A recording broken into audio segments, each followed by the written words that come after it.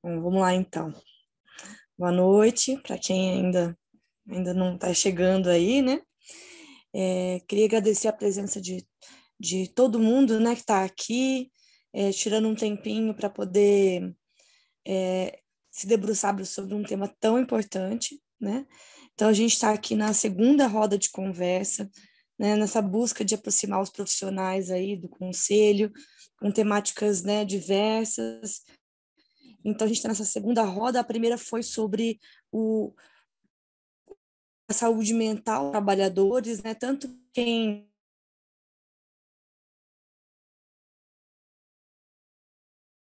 período, né, de pandemia, né, de sobrecarga do trabalho. Então, a primeira roda de conversa já pode ser acessada no canal do YouTube. E queria agradecer também à Comissão de Saúde Mental, que está aqui, às terapeutas ocupacionais, às conselheiras, aos conselheiros, não sei se entrou algum conselheiro, e queria chamar a Álida, né, para poder se apresentar e falar um pouquinho sobre a temática também. Boa noite a todos. Assim como Thaís, eu quero agradecer a presença de vocês. Esse é um evento que está aberto para fisioterapia e terapia ocupacional, então eu acredito que a gente tenha as duas profissões aqui, também profissionais e estudantes. Se tiver aí da fisioterapia, tanto estudante quanto profissional, dá um oi para a gente no chat, tá? Para a gente saber quem são vocês que estão aqui. Esse evento, ele foi programado, ele foi feito, né? É uma ideia da Comissão de Saúde Mental, que a gente tem aí a Thaís representando as meninas, mas a gente também tem a Cláudia, a Eliane. Eu vi que a Fernanda Assunção está aqui, a nossa conselheira também. Muito bem-vindas. E aí, em nome da diretoria do CREFIT 4, eu gostaria de agradecer não só a presença de vocês, mas também das palestrantes, e dizer que estamos no mês de comemoração das profissões. Então, a gente está com esses eventos, a gente está com essas programações. Essa segunda roda de conversa acontece hoje, dia 6, mas a gente ainda tem uma terceira no dia 29. Dia 13 vai ter um evento para os fisioterapeutas, que é a classificação brasileira de fisioterapia, que saiu ontem a resolução. Então, a gente vai ter um evento específico para apresentar, até porque o CREFITO 4 participou de uma forma muito efetiva na construção dessa classificação. E também vamos ter um evento que ainda não está divulgado sobre cuidados paliativos também, que envolvem as duas profissões. Então, a gente resolveu fazer aí um mês com bastante eventos, um mês para falar da importância das duas profissões. E a Comissão de Saúde Mental tem brilhado nos temas escolhidos. São temas que a gente precisa discutir, e até então a gente não tinha falado tanto ainda dentro do CREFITO. A gente tem um olhar muito firme sobre a nossa atuação dentro da saúde mental, mas a gente também tem que pensar na população em que a gente atende, discutir sobre, falar das leis, falar de tudo que pode beneficiar tanto eles e também colocar isso para nós, enquanto profissionais, sobre conhecimento. E não só fisioterapeutas e terapeutas ocupacionais, esse é um tema importante para todas as profissões da área da saúde, e eu espero que se amplie, espero que essa discussão ela comece a ser mais frequente em todos os conselhos da área da saúde, porque é muito importante. É isso, eu não vou me delongar, até porque a gente tem uma noite aí pela frente com falas brilhantes, e mais uma vez agradecer, que eu sei que não é fácil a gente chegar do serviço, estar cansado, ainda sentar na frente do computador, mas eu tenho certeza que vai ser uma construção riquíssima na noite de hoje, e quem participou vai sair daqui muito feliz por ter estado presente com a gente. Obrigada. Obrigada, Álida. Bom, vamos lá, né? Vamos começar essa noite, então. Então, infelizmente, né, trata-se de um tema ainda que é um tabu, é um tema que é negligenciado, que é colocado como secundário.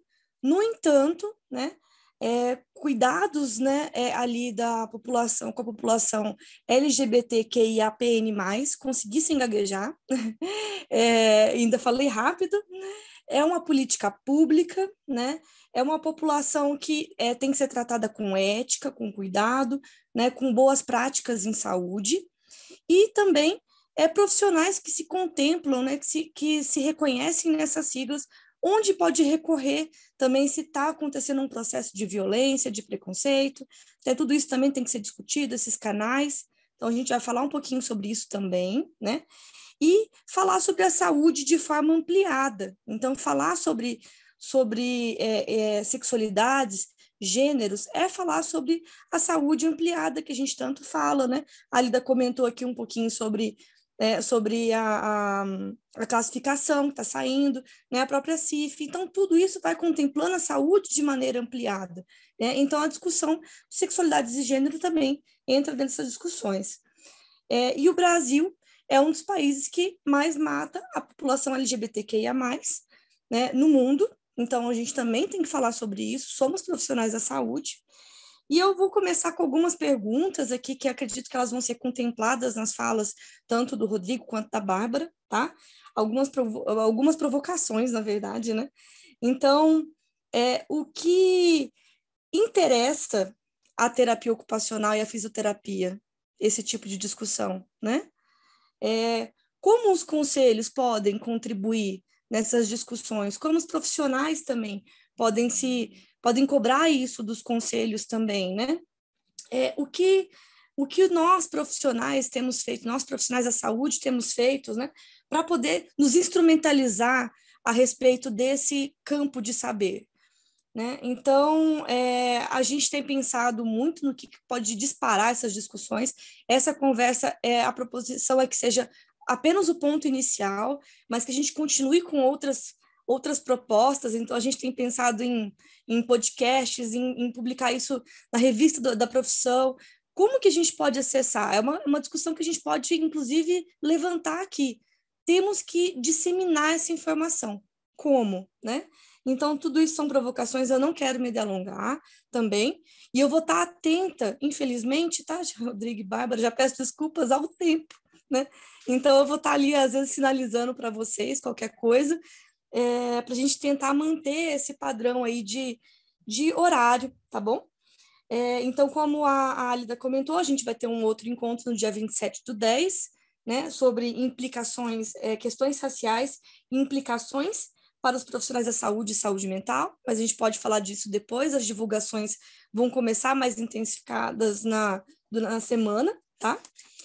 E aí, dando já, né, passando a palavra, né, eu vou chamar a Bárbara. A Bárbara é a Bárbara Fátima de Poli, né? Ela é TO, formada na Uniara. Ela é pós-graduada em saúde mental pela FACIS, mestre e doutoranda em terapia ocupacional pela UFSCar, na linha de pesquisa Cuidado, Emancipação Social e Saúde Mental. E, atualmente, ela é coordenadora adjunta da representação da Aliança Nacional LGBTI+, Brasil na área da saúde. Então, se eu falei alguma coisa errada, Bárbara, pode me corrigir, tá? E fique à vontade. Você quer que eu compartilhe aqui, né? Por favor. Boa noite para todas, todos e todes.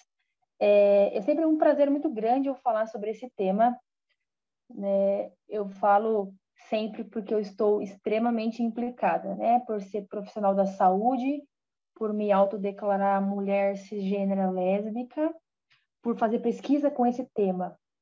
Então, é um prazer sempre muito grande falar sobre isso para qualquer pessoa que tenha interesse de ouvir, né, e que queira aprender, porque eu falo que a maior parte, né, das LGBTQIA+ fobias são falta mesmo de conhecimento e uma violência aí que às vezes só falta mesmo clareza e compreensão.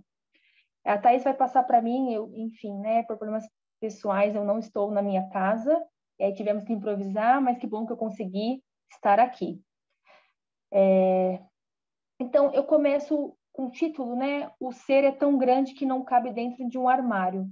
E aí, pode passar, Thaís, com uma questão, né? Por que odiar uma pessoa pela sua forma de ser, de estar, de se expressar e sentir? É uma coisa para a gente pensar ao longo da nossa fala. Pode passar.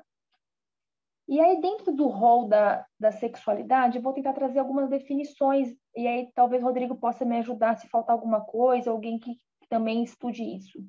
Porque nós temos aí, né, sexualidade, sexo biológico, orientação sexual afetiva e temos a questão da identidade de gênero. Então, é um rol muito grande quando a gente pensa nas questões de sexualidade de gênero. E aí, pensando um pouquinho, eu vou trazer uma definição, né? Vou lê-la, porque eu acho importante a gente compreender isso enquanto parte teórica. Então, sexualidade é uma energia que nos motiva para encontrar o amor, o contato, a ternura, a intimidade, e ela integra-se no modo de como sentimos, movemos, tocamos e somos tocados. Então, ela é o quê? É ser sensual e, ao mesmo tempo, ser-se sexual. Então, é um aspecto central da vida do ser humano que abrange conceitos como corpo, sexo, identidade, papel e expressão de gênero, além de orientação sexual, como eu disse, erotismo, prazer, intimidade e também a reprodução. Pode passar.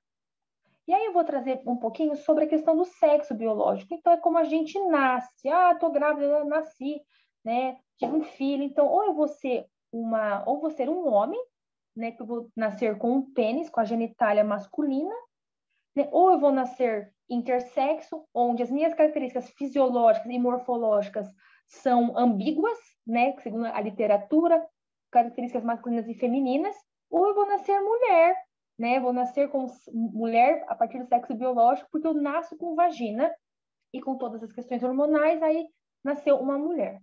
Pode passar, por gentileza.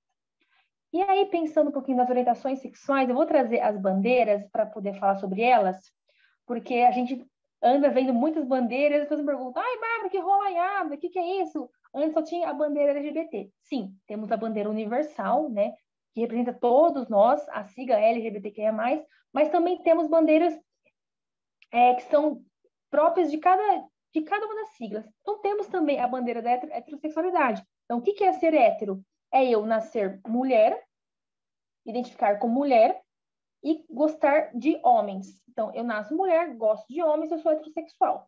Trago a segunda bandeira, que é a bandeira laranja, rosa e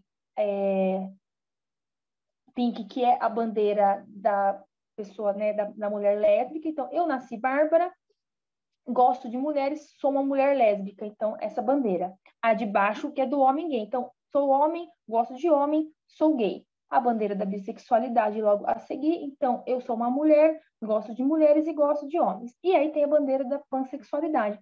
Eu, Bárbara, gostaria tanto de homens ou quanto de mulheres cisgêneras ou transgêneras. E aí, ou sem gênero, ou travestis, né? Ou mulheres travestis. Aí eu vou passar para frente para poder...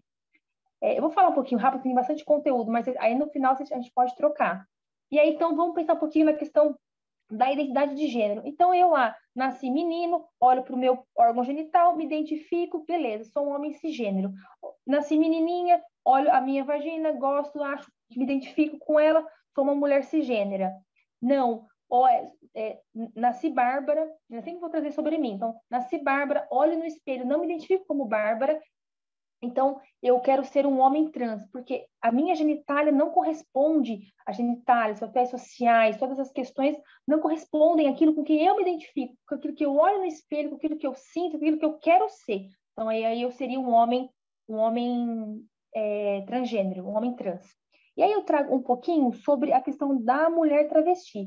E aí eu trago uma frase da própria Linda Quebrada, que se autodeclara travesti, para que a gente possa entender que há dúvidas entre mulheres trans e travestis. Então, nada melhor do que trazer uma fala de quem é travesti. Então, ela fala: a identidade de gênero é exclusivamente feminina e latino-americana. Então, a gente usa mais aqui mesmo, né, na América Latina. Trata-se da pessoa designada homem ao nascer, que se reconhece numa identidade feminina. O termo normalmente é utilizado para a população mais marginalizada. Não necessariamente se consideram mulheres. A questão da travestilidade é uma questão de uma luta muito política e uma luta histórica, de reparação histórica. Tem muitas mulheres que vão querer ou não fazer hormonização, vão querer ou não fazer a questão da transição. Quem tem que dizer são as pessoas que se autodeclaram, tá? Eu vou falar várias vezes isso e vou retomar esse assunto da autodeclaração. Pode passar, por favor. Aí eu vou trazer um pouquinho do gênero fluido, né? Então, o gênero fluido, eu fluo entre os gêneros. Então, eu tenho o gênero feminino, eu tenho gênero masculino e eu fluo entre os gêneros. Eu me autodeclaro gênero fluido, né? E aí tem o gênero queer, termo pouco usado na América Latina, tá? É um termo que nasce na América do Norte. Na época, a tradução se diz questionando o gênero ou estranhe, de estranho mesmo. Aqui na América Latina, recentemente, as pesquisas e a gente que está aí na área andam usando o termo queer para todos nós LGBTQIA+, né?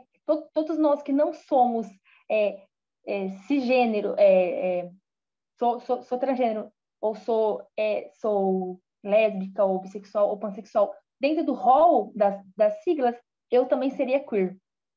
E temos as pessoas que se autodeclaram não binárias, então, pensando aí que temos o binarismo de gênero, né? Masculino e feminino, eu não me considero nenhum dos dois, então eu me autodeclaro não binária. E também tenho o agênero. É uma pessoa cujo qual não se identifica com nenhum gênero. Ela diz que ela não tem gênero. E aí eu tenho mais duas siglinhas A, que é a pessoa assexual e a pessoa aromântica. E aí eu trouxe duas charges que eu gosto muito, que dizem, né? Vanessa é assexual. A maioria das pessoas não entende isso muito bem e dizem que ela apenas não tentou com boa vontade. Então, uma pessoa que não sente prazer, não sente desejo e não gosta de relação sexual. Também faz parte da nossa siglinha lá, do A. Tudo bem, Vanessa, você não é obrigada a amar de uma forma que não condiz com a sua identidade ou o amor tem que ser igual para todo mundo. Tá tudo bem. Né? Aí trago uma frase de Agnes, que se identifica como aromântica e às vezes se incomoda com a pressão da sociedade para arranjar um marido, mas ela não consegue se relacionar afetivamente com ninguém. Não é que ela é uma pessoa fria, uma pessoa, ai, nossa, já ouvi absurdos, né? Ah, psicopata, frio, né? Tem nada a ver. Ela só não consegue se relacionar de forma romântica com ninguém, né? E aí a Charge traz, né? Agnes, não há nada de errado em não se interessar por esse tipo de relação. Você pode viver a sua identidade, seus sentimentos da sua maneira. Né? Quem disse que eu preciso me apaixonar, que eu preciso casar, que eu preciso ter, né, relacionamento? E aí, o que a gente tem a ver com isso, nós da área da saúde? Eu falo que tudo. Uma, porque Thaís trouxe, né, pode passar, Thaís, por favor, que há um número exponencial crescente de pessoas se assumindo publicamente. Consequentemente, há um número alarmante de homicídio, tá? No Brasil, eu tenho um dado recente, ó, de 2022, o Brasil é o país que mais mata LGBTQIA+. É um absurdo. Então, nós temos a ver, porque se as pessoas estão morrendo, se as pessoas estão sofrendo, né, e isso vai chegar para nós em algum momento, não importa o nível de assistência que qualquer um de nós esteja. E isso pode passar, por favor. Isso está no SUS, né? Isso tem ações, isso tem políticas, não, isso tem uma política, né? Então, assim, eu trago para vocês 3 coisas que são bem importantes, todos nós sabermos, qualquer um de nós que trabalhamos com saúde, né? Temos o programa Brasil Sem Homofobia, né? Que é desde 2004, está estacionado, tá? Mas existe, que é um programa de combate à violência. Temos o Plano Nacional de Promoção da Cidadania e Direitos Humanos, e temos o Sistema de Proteção Nacional de Enfrentamento à Violência, de 2013. Temos a Política Nacional Integral, é uma política de 2013, ela foi construída nos anos anteriores. Ela, hoje, né, numa leitura nossa, ela não contempla mais, tem muitas falhas, mas não tem nem previsão de ser revista. Tá? É uma política de muita luta, conseguimos, mas tem muitas lacunas, né? Porque faz 10 anos, mas existe, a gente pode estar pautado nela, nossas práticas, pesquisas e novas movimentações. E temos o programa, né? SUS livre de LGBTQ+ fobia. Esse folder é muito antigo. Se você jogar no Google aí, não se acha mais nada nos últimos 5 anos, né? Porque a gente tem desmontes e tudo mais. Mas são coisas que existem, que estão no SUS e que são coisas para a gente saber e nos respaldar nos nossos cuidados. Pode, por favor, passar. E temos também, né,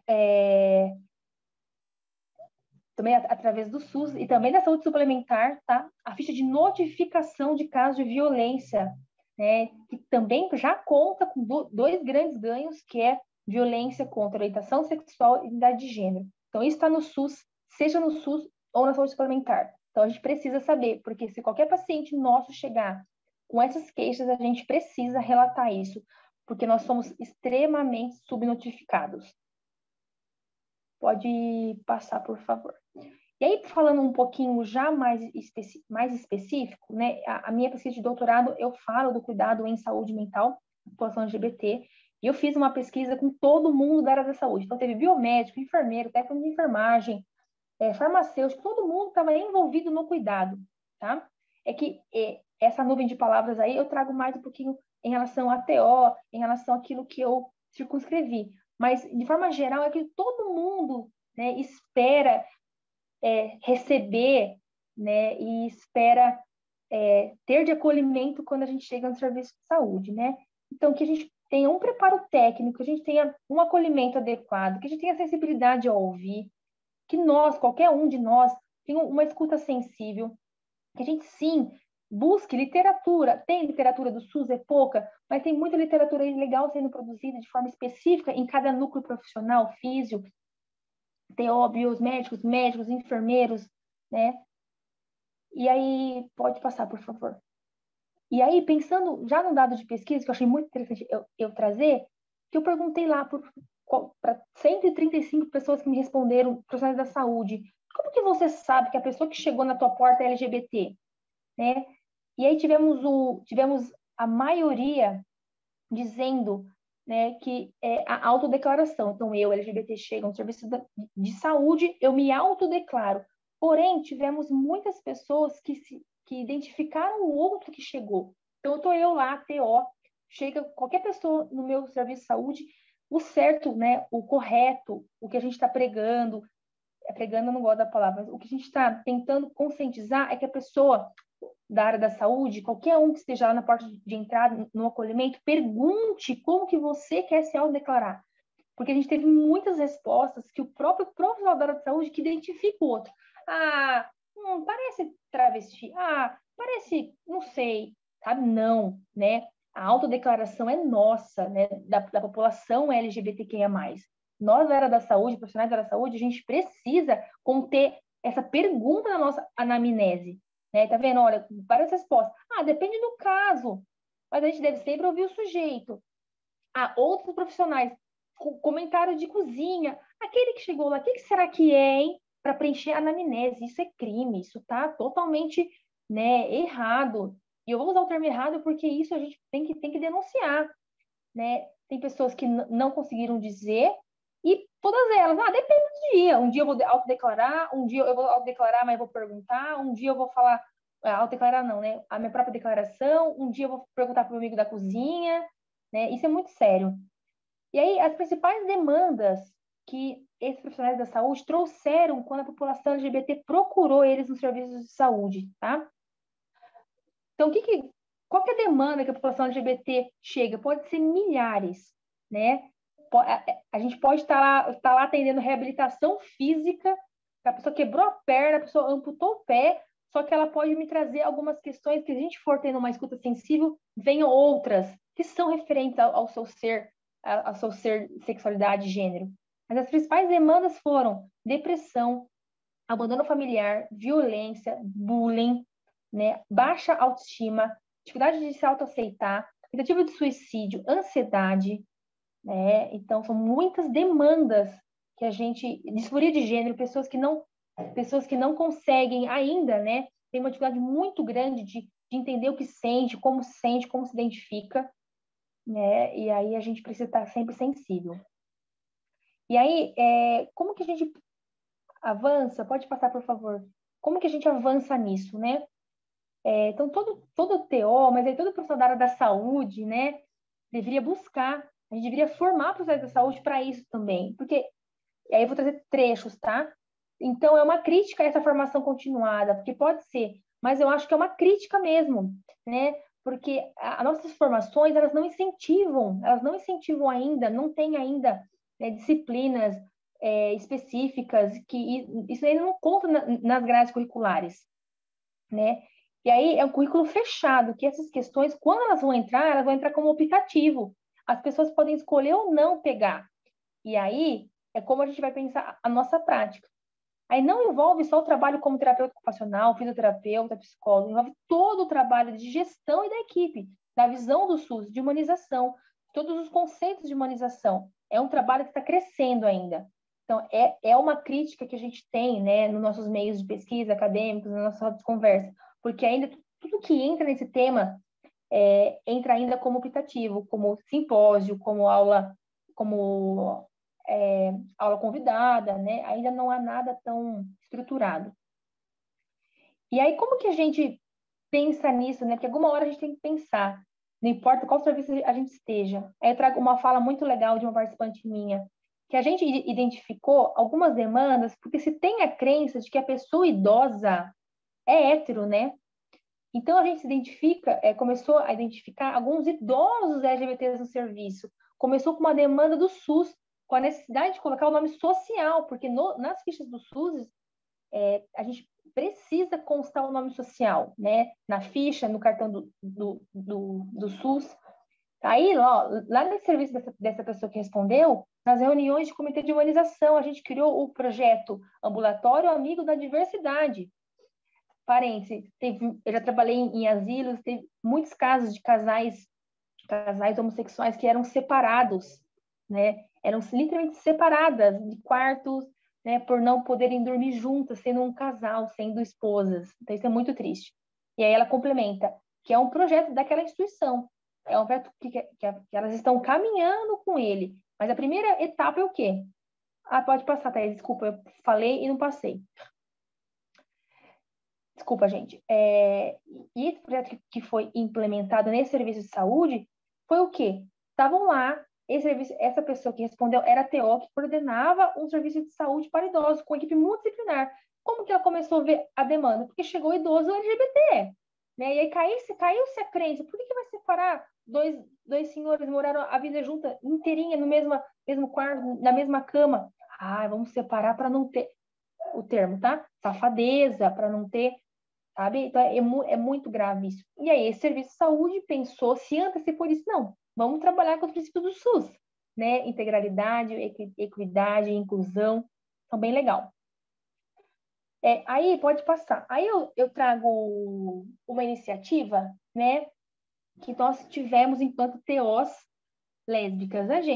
Eu e minha colega que está aqui, a Marina presente, a gente conversando aí em WhatsApp, roda de conversa, em bar, falando, quantos TOs será que temos, né? Que se autodeclaram sapatão, que querem falar sobre isso, e a gente foi comentando a criação de uma rede específica de TO para que a gente pudesse ter momentos de acolhimento, conversa e trocas.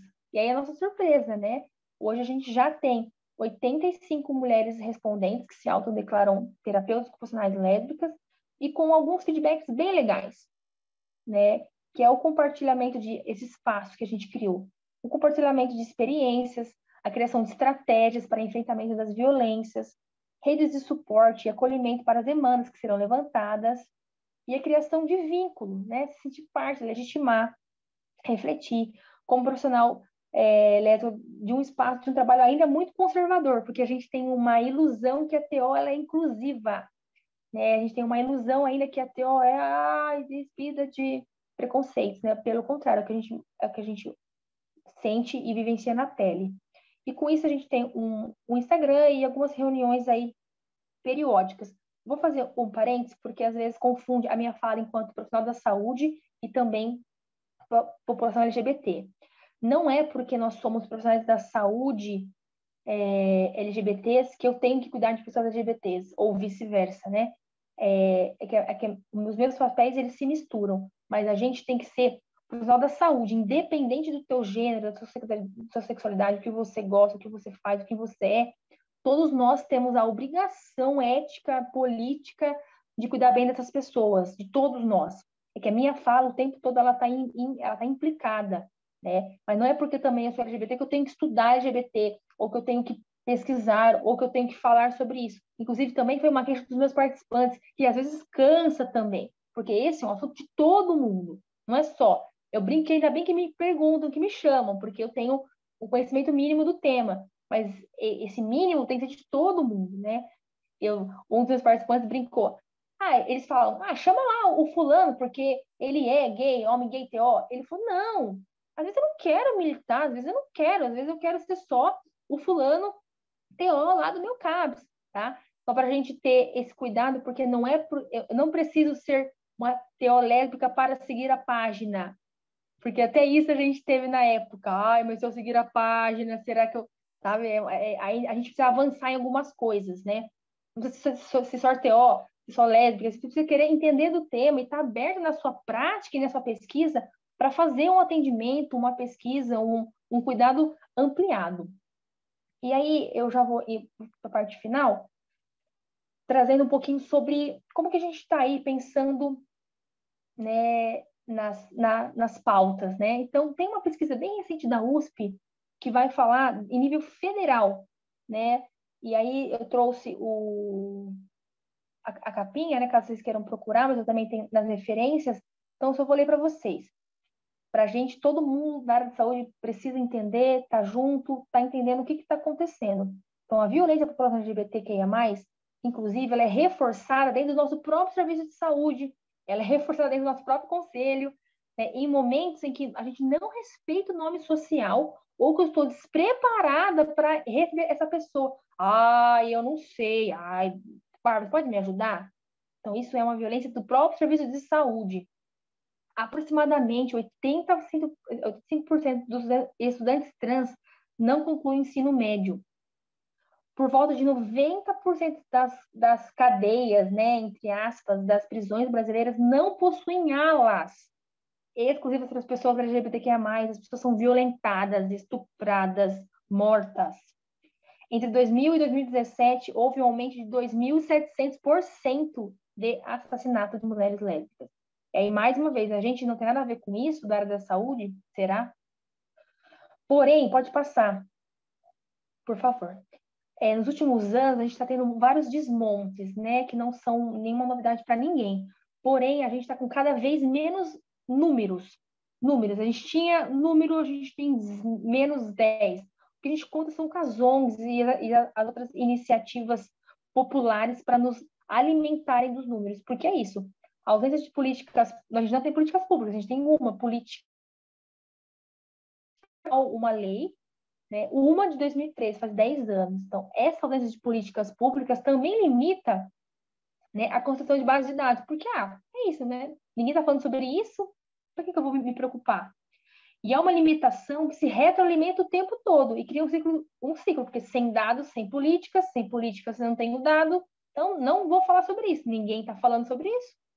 Mantendo, assim, mais uma vez, a população LGBT à margem do debate público. Aí eu trago um questionamento, pode passar.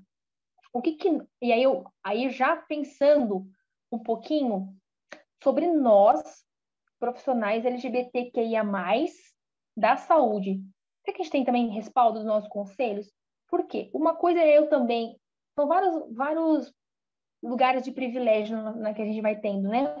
Ou não. Porque uma coisa é eu ser uma TO, que vou lá, uma TO, Bárbara, cisgênera, heterossexual, vou lá, não, quero falar sobre isso no comitê de humanização, quero falar sobre isso também, sobre a infância, porque também existem crianças LGBTs, tá, gente? Crianças trans, crianças que são homossexuais. Então, eu vou lá bancar isso, mas eu não tô parte.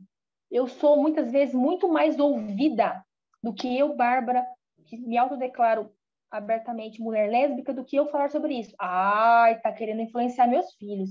Tá querendo falar sobre isso porque é LGBT. Então, a gente tem que tomar muito cuidado. Porque a gente também tem que ter respaldo para eu atuar, mas eu também tenho que ter respaldo para me proteger. Porque tem muitos relatos, tá? Quando a gente vai conversando com as mulheres, TOs, porque a maioria são mulheres, né? Também tem homens gays, mas a maioria são mulheres lésbicas, entre outras sexualidades e gêneros. E aí fala, nossa, quando eu vou trocar a criança que eu atendo, eu peço sempre para alguém estar do lado, porque vai que eu troco essa criança e me acusam de abuso. Essa fala não é uma, duas, eu já ouvi essa fala de milhares de pessoas. Ou que, olha, eu tenho muito medo de me posicionar e a pessoa não me dá emprego, ou me mandar embora, ou achar que eu falar sobre esse tema é porque eu estou implicada. Mais uma vez, a gente não precisa, ninguém chega no serviço de saúde e fala assim, oi, prazer, sou Bárbara, sou heterossexual, ou não, né? Isso não é a nossa apresentação. Porém, quem se posiciona, quem se sente tranquilo, quem está fora do armário, quem acha isso como algo que se vê como político, como é o meu caso, isso está sempre muito tranquilo e muito aberto por onde eu passo. Mas também há esse medo, né? Como que a gente se posiciona? A gente vai ter respaldo se houver uma denúncia? Como estão nossos conselhos?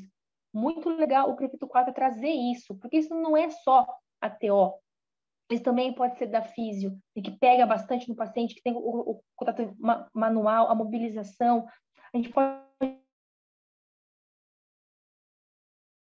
muitas vezes fechado com porque como que você vai fazer hidroterapia com a criança na piscina? Gente, eu já ouvi de tudo, sabe? Então é uma coisa para a gente pensar. Como que a gente pode também se proteger? Como que a gente pode também, os conselhos de saúde, os nossos conselhos, os CREFITOS vários, né, que a gente tem aí pelo Brasil espalhado, como que ele pode nos cuidar, né?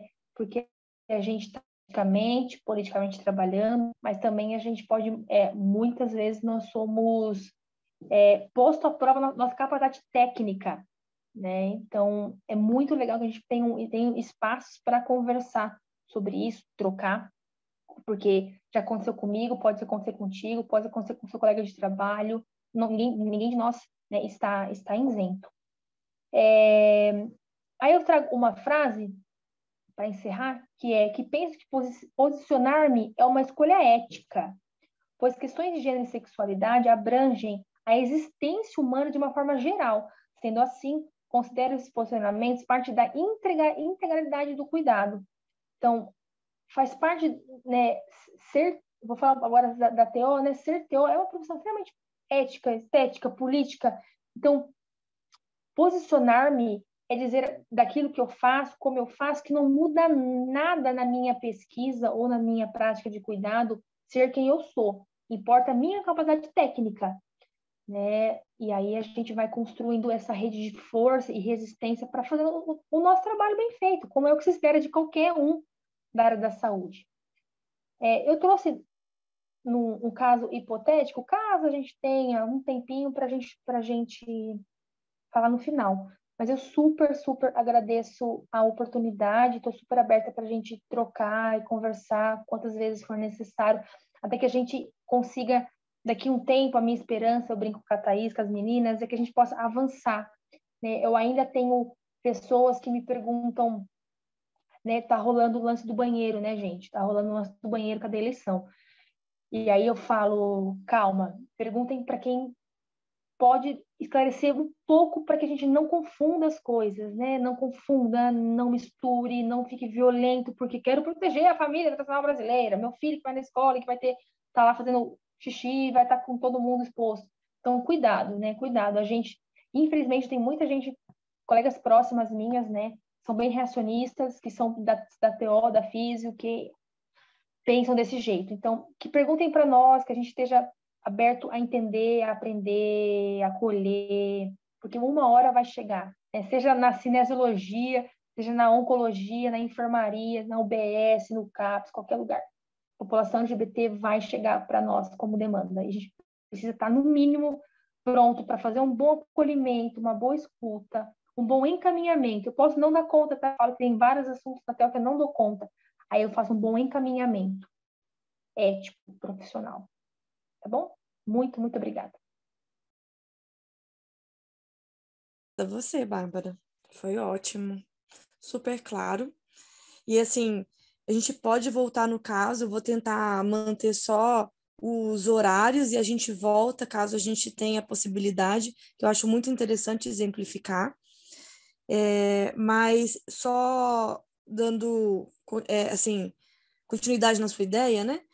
Hoje o nome social já é uma realidade no CREFITO 4, né? E a gente tem alguns canais de denúncia, né? Que a Bárbara estava falando sobre essas denúncias, que onde pode acontecer no CREFITO 4, tá? A gente tem o canal do WhatsApp, a gente tem um e-mail, o e-mail do CREFITO, E a gente também tem um formulário no próprio site. O site é muito intuitivo, muito fácil. Tem lá denúncia vermelho, tá muito fácil de acessar. E a gente tem um aplicativo também. Então, a gente tem vários canais onde essa denúncia pode estar acontecendo, tá?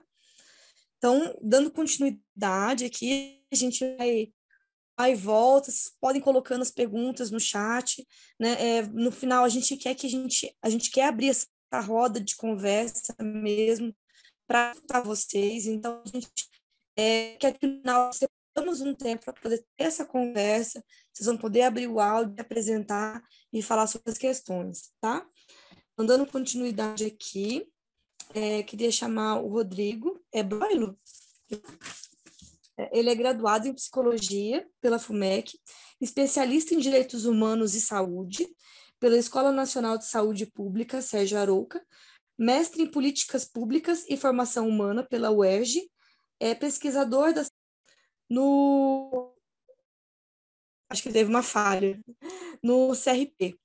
Então, de 2015 a 2018. Ainda bem que essa falha foi na minha fala, não foi na sua. Então, você prefere que eu apresente ou você vai tentar apresentar aí? Não, se você tiver com ela já disponível aí, você pode apresentar. Tá, eu acho que fica mais fácil, você pode ver, né, a carinha das pessoas. Isso.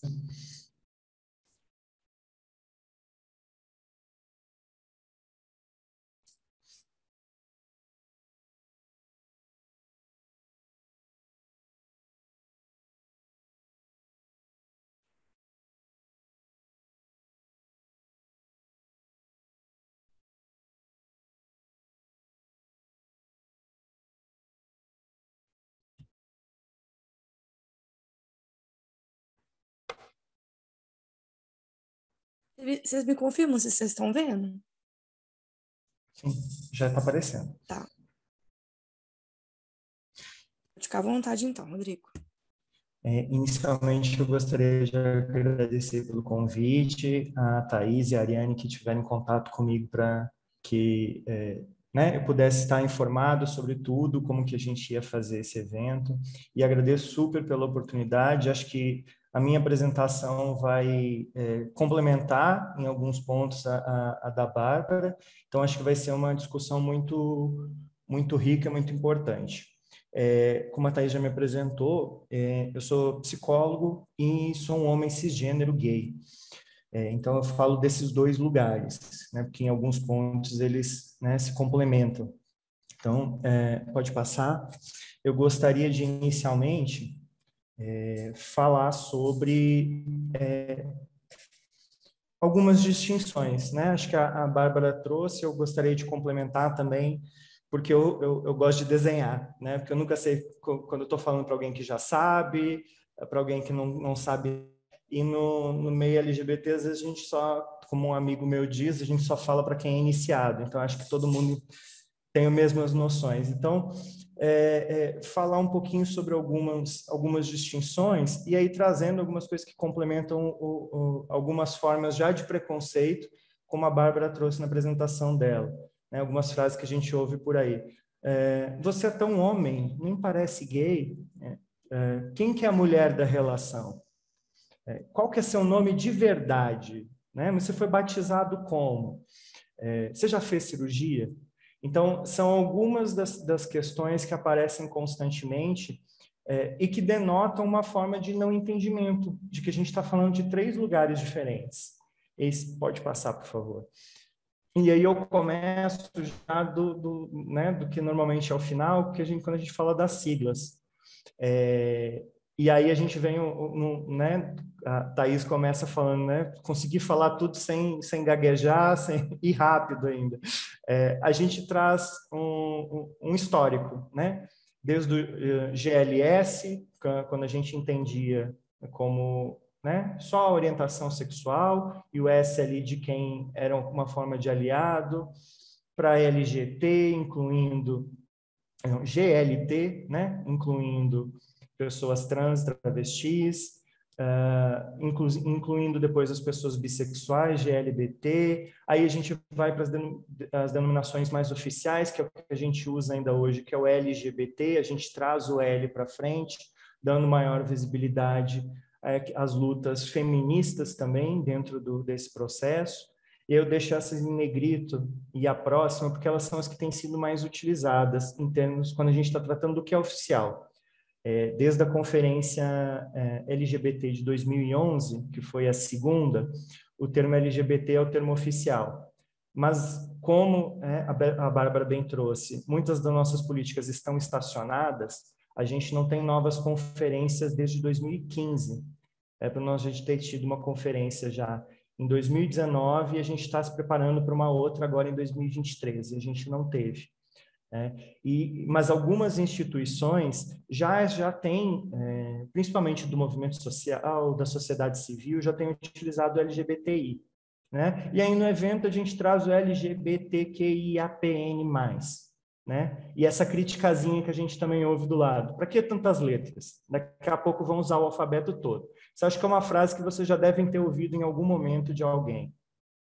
E aí eu demarco algumas cores ali, para demonstrar que a gente está falando de 3 lugares diferentes. A gente está falando de sexo, a gente está falando de gênero e a gente está falando de sexualidade. E o que vem depois, né? A gente pensar, vai acabar com as letras? Em algum momento a gente vai começar a ter que criar algo novo. Eu não sei o que vem por aí, mas constantemente, principalmente dentro da internet, dos movimentos mais informatizados, constantemente novas formas de se identificar surgem. Então, eu digo assim, quando eu vou falar sobre isso para alguém, eu digo, você não precisa ser um expert, né, e descrever cada uma dessas letras como se você tivesse estudado anos isso. Mas quando alguém falar sobre isso com você, o mínimo que a gente precisa e espera é que você entenda do que a pessoa está falando, né? De que lugar que ela está falando. E se puder passar para mim, por favor.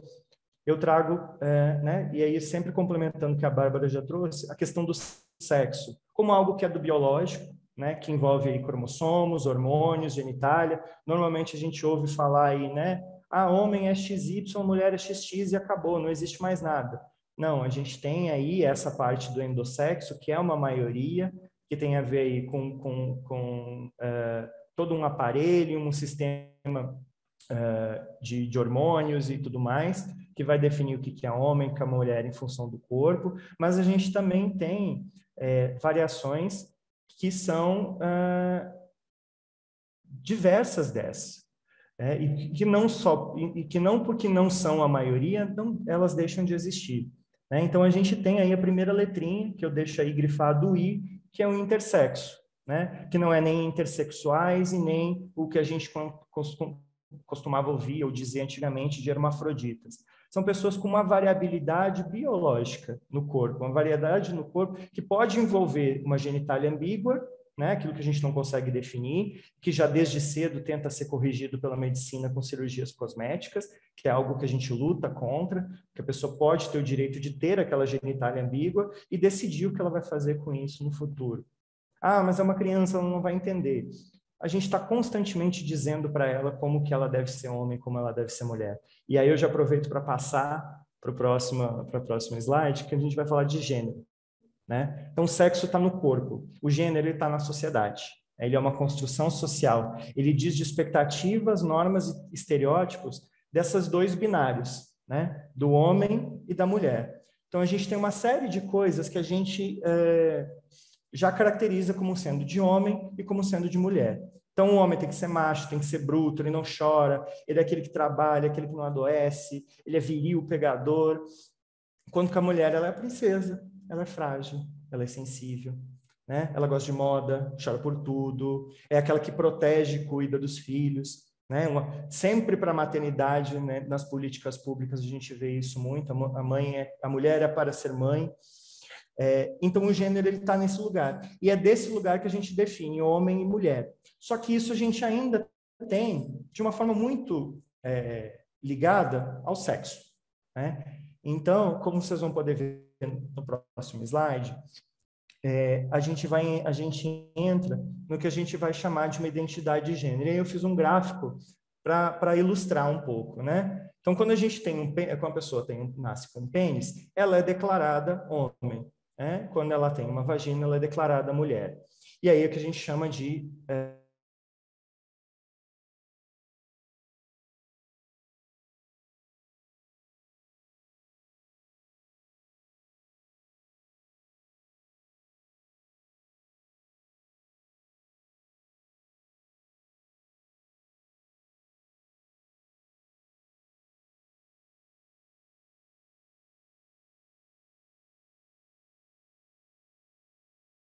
aí tem o que a Bárbara também trouxe, que é a questão da travesti, né? Que é uma identidade muito brasileira, muito construída na luta, através do preconceito, né? Sempre foi tido como um xingamento, mas que é uma identidade feminina, então ela se aproxima ali né, da mulher trans, do gênero de mulher como mulher, mas ela está ali como algo diferente, como algo que se diferencia pela luta política.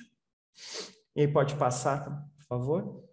Mas e se eu não me identifico com nenhum desses? Ou se eu me identifico como apenas parcialmente? Né? Então, ali eu trazia o T, né, do trans, das pessoas trans, mas aqui eu trago o N de não binários e o Q de queer. Né? Algumas dessas questões a Bárbara já falou, eu não vou entrar nessas definições novamente, mas são várias formas da pessoa se relacionar com o gênero, de identificar-se com ele. Né? E aí o povo pergunta, mas para que tanta? Assim não vai ter letrinha suficiente. Mas a identidade é identificar-se, é pertencer, é se descrever. Então, todas essas nomenclaturas, elas vão ser válidas. E elas estão dizendo da forma como a pessoa se apropria do gênero ou não. E aí eu trago alguns casos, né? Porque esse gênero binário, ele é algo da colonização, né? Ele é algo que foi trazido até nós, foi implantado. Porque em lugares, por exemplo, como o México, a Índia, o Paquistão, entre os nativos norte-americanos e a Polinésia, existem formas de gênero que a gente pode até aproximar das travestis, mas que são muito próprias daqueles países, né? Que são culturalmente entranhadas na cultura e que foram sofrendo preconceito dentro do processo de colonização. Então, a gente tem as mushris no México, as rijras na Índia, os dois espíritos nos Estados Unidos e a Sofafine na Polinésia. Então, só para a gente ter aí E nem todas essas a gente tem nas siglas, né? Então, algumas dessas estão lá no maisinho, são outras. E aí a gente passa para a sexualidade, né? Então, a sexualidade, a Bárbara já explicou sobre isso, né? De alguma forma, ela vai ser uma atração física, sexual, afetiva ou romântica, né? Tem gente que já está separando, né? Homoafetivo, homorromântico, como a Bárbara trouxe, mas eu estou aqui, por enquanto, ainda deixando como uma coisa só. E aí a gente tem o que a gente conhece, né? Do gay, da lésbica, da pessoa bissexual, que vai se atrair por mais de um gênero, a pessoa heterossexual, que se atrai por um outro gênero, lido como oposto, mas a gente está pensando aí, não existe só mais um gênero, então fica até muito difícil da gente lidar com essas nomenclaturas de orientação. E aí a pessoa assexual, a pessoa pansexual, que a Bárbara já trouxe também muito bem as definições. Então aí a gente já tem mais 5 letrinhas, né? O L, G, B, Q, A, P. Né? Então aqui a gente está falando 5 identidades de sexualidade que estão lá dentro, de orientação sexual, que estão dentro da sigla. O T, o Q e o A a gente está ali dentro das identidades de gênero, e o I a gente está ali dentro de uma condição biológica, né? Mas aqui a gente está falando de homem, né? De homem, de mulher, de 2 gêneros só. Mas se uma dessas pessoas for trans, né? Um homem cisgênero que se atrai por um homem trans, ele ainda é gay? Né? Uma mulher cis que se atrai por uma mulher trans, ela ainda é lésbica? Então, a gente às vezes pode parecer confuso quando eu falo e dá um nó na cabeça da gente, mas é para a gente ir ampliando esse olhar, né? De que se tratam sim de coisas diferentes. Um homem gay, uma pessoa trans, uma mulher trans, por exemplo, ela não é um super gay. Isso é uma coisa totalmente diferente, né? Então, aí é só um resumo, né, dessa forma aí que eu gosto de trazer, desenhando os gráficos, porque às vezes as pessoas conseguem entender por essas relações como que isso acontece, para chegar no tema da saúde mental, né? E aí para dizer que ninguém está bem, né? Ou quase ninguém está bem. A gente passou por um processo que acho que marcou as nossas vidas, né? Que é o processo da Covid-19, que demandou da gente uma capacidade psíquica muito grande para a gente conseguir lidar com perdas, com políticas públicas que talvez possam ter sido equivocadas, com morte de gente próxima, com adoecimento da gente, com perda de emprego, de trabalho e renda. E aí eu fiquei pensando, eu sabia que essa não seria exatamente a primeira roda de conversa, né? Então eu pensei assim, será que eu não vou estar sendo repetitivo? O que tem de novo? E aí, pode passar, eu fui buscar o que a OMS está dizendo sobre saúde mental. E eu descobri que eles lançaram nesse ano, há menos de 4 meses, um relatório mundial sobre a saúde mental para os próximos 8 anos, né? 2023 a 2030. Com propostas, com estruturas, com diagnóstico, um documento muito interessante que eu recomendo que todo mundo que se interessa pela essa área de saúde mental leia, e onde eles trazem essa definição que eu achei muito interessante, porque é algo difícil da gente dizer o que é saúde mental. É muito vago, é muito subjetivo, é muito próprio, né? Então eles dizem que a saúde mental é parte integrante da nossa saúde e bem-estar e um direito humano básico. Ter uma boa saúde mental significa que somos capazes de nos conectar, funcionar, lidar com as situações, com as coisas, com as pessoas e prosperar melhor. A saúde mental existe em um complexo contínuo, com experiências que vão desde um estado ótimo de bem-estar para estados debilitantes de grande sofrimento e dor emocional. Então, a gente aí tem uma variação, né? Um espectro de saúde mental. E a gente está constantemente lidando com aquilo que é interno nosso. A gente sabe que existem vários estudos que falam sobre a propensão das pessoas para determinadas doenças mentais, para determinadas condições ou transtornos de saúde mental, mas a gente sabe que também tem aspectos externos, né? E a forma como a gente está ali lidando com o interno e o externo é que vai dizer dessa saúde. E ela vai ser fluida, né? E aí, o que a gente fala sobre saúde mental para pessoas LGBTQIAPN+? Pode passar, por favor. Isso existe? Né? Existe algo sobre isso? E aí eu fui nesse próprio documento, né, procurar. Joguei lá LGBT, né, como sendo um que ia me dar, é o mínimo, né, as mínimas letras que aparecem. E aí eu encontrei 11 menções à palavra LGBT, num documento de quase... acho que são 300 páginas. Uma delas está dentro do capítulo que é possibilitando o desenvolvimento social e econômico, ou seja, pensando em políticas e formas de se construir isso, onde traz um relato de a maior parte dessas incidências dessa palavra LGBT, que o documento usa LGBTQI+, é no relato de uma pessoa de Trinidad e Tobago, falando sobre como ela lida com a sexualidade dela dentro do sistema de saúde mental do país. Então, ela fala que quando ela se envolve com o sistema de saúde mental do país, ela aplica filtros à própria sexualidade. Ou seja, ela não é sempre que ela vai dizer sobre a sexualidade dela. Em alguns momentos, ela vai esconder isso para se proteger. Mas, ao mesmo tempo, ela diz: cada vez que filtro minha sexualidade, sinto que dei vários passos para trás em minha recuperação. Mas eu faço isso porque experimentei comentários homofóbicos e falta de compreensão. Então, a gente cria essa carapaça, essa proteção. E aí, as outras 2 vezes vai quando eles vão dizer sobre a formação dos profissionais, né, que vão lidar com saúde mental, que é preciso entender sobre essa população, e quando eles vão falar sobre prevenção seletiva indicada, dizendo dos grupos que têm propensão a sofrer maior discriminação e aí ter mais problemas de saúde mental. E aí a população LGBT, QIAPN+, está inserida. Além disso, o gênero aparece 19 vezes, a palavra gênero no documento, a palavra sexualidade aparece apenas 3 vezes.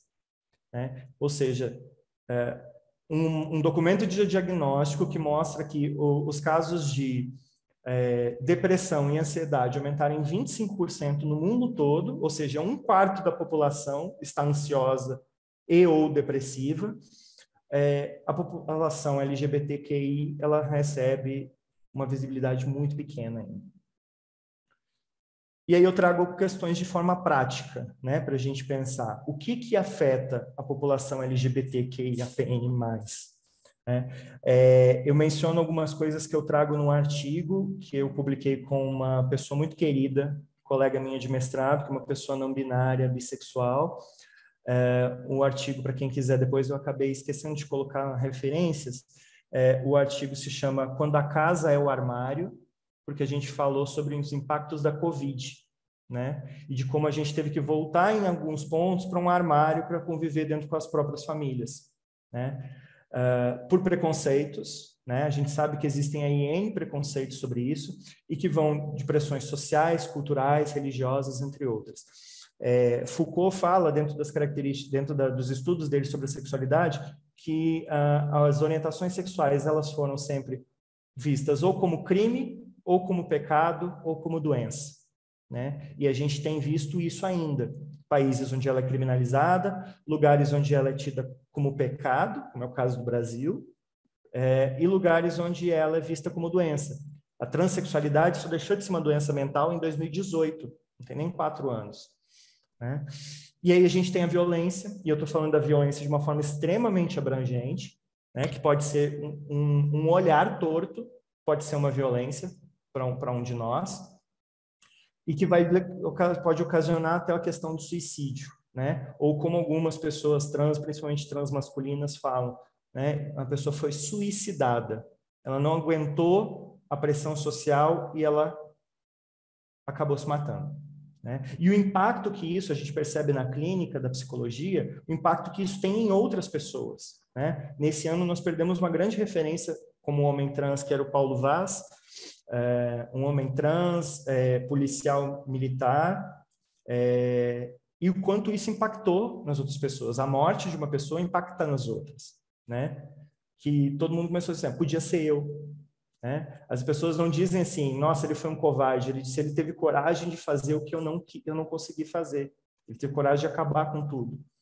Então, assim, a gente está falando de formas como a violência, o preconceito pode impactar nas pessoas. As pandemias foram uma questão muito importante também na nossa história. HIV/AIDS está intrinsecamente ligado à história da população LGBT, e principalmente no Brasil, em como as políticas foram sendo construídas. A maior parte do financiamento de políticas públicas para a população LGBT está dentro do orçamento de prevenções do HIV e AIDS, que foi bastante sucateado aí em 2019, com as mudanças que houveram nos ministérios.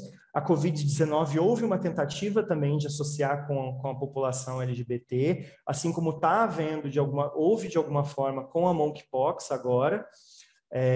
E aí na Covid-19 a gente teve um impacto não só nos círculos de convivência e redes de apoio, porque as pessoas ficaram mais isoladas e algumas delas tiveram que conviver com famílias opressivas, mas também com o que a Bárbara traz da solidão, né? Principalmente da solidão das pessoas idosas, LGBT idosas.